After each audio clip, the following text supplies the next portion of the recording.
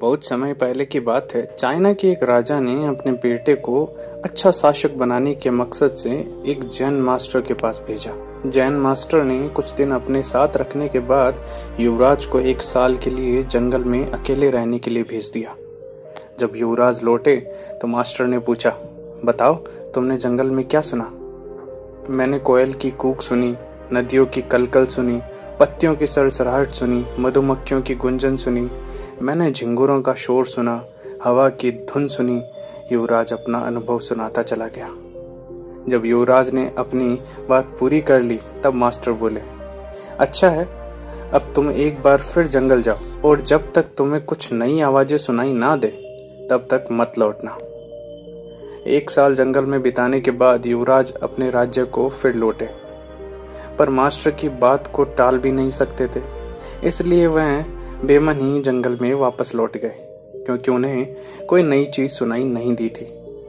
कई दिन गुजर गए पर युवराज को कोई भी नई आवाज नहीं सुनाई दी। वह परेशान हो उठे।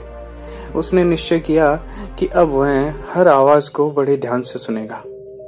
फिर एक सुबह उन्हें कुछ अनजानी सी आवाज सुनाई दी, हल्की हल्की दे रही थी।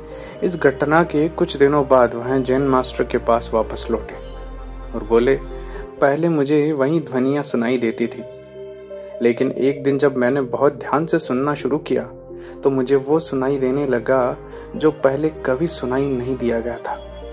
मुझे कलियों के खिलने की आवाज सुनाई देने लगी। मुझे धरती पर पड़ती सूर्य की किरणों, तितलियों के गीत और घास द्वारा सुबह की ओस पीने की ध्वनियां सुनाई देने लगी। यह सुनकर जैन मास्टर बहुत खुश हुए और मुस्कुराकर बोले, अनसुने को सुनने की क्षमता होना एक अच्छे राजा की निशानी है, क्योंकि जब कोई शासक अपने लोगों के दिल की बात सुनना सीख लेता है, बिना उनके बोले उनकी भावनाओं को समझ लेता है, जो दर्द बयां न किया गया हो उसे समझ लेता है, अपने लोगों की अनकही शिकायतों को सुन लेता है, केवल वहीं अपनी प्रजा का विश्वास जीत सकता है, कुछ गलत होने पर उसे समझ सकता है और अपने नागरिकों की वास्तविक आवश्यकताओं को भी पूरा कर सकता है।